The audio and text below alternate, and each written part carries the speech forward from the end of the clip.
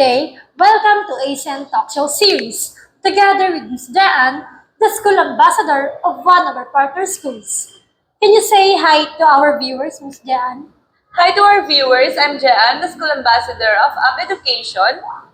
Ma'am, yun na nga, na-mention niyo na po yung Up Education. Can you tell us more about the school?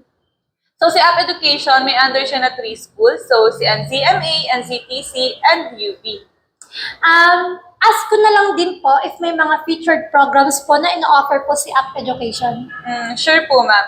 So ayun, sa NCMA, meron tayong course categories like health, pharmacy, trades, cookery, hospitality, early childhood education, and sport.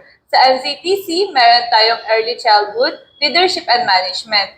And sa UB, meron naman tayong foundation, animation, design, digital innovation, technology, and field.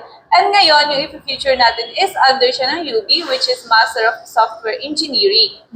Bali, saan po yung location po ng school ng Up Education po? So yung Up Education, meron siya sa Auckland, pero iba't iba yung campuses niya. Okay po. Bali, ano po yung requirements na if ever po may mga students po tayo na gusto pong mag-aral sa Up Education? Okay, so doon naman tayo sa requirements. So, syempre, kailangan natin 18 years old and above for international students, and also kailangan natin ng bachelor degree or kahit vocational kasi may ino-offer kaming ganon.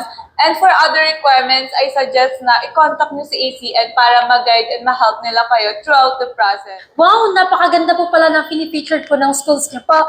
Ask ko na lang din po if may discounts and scholarships po yung mga students na mag-aaral sa Up Education.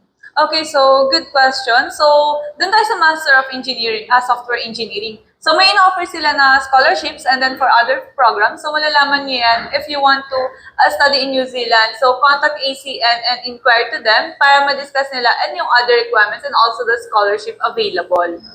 Ma'am, thank you for the time.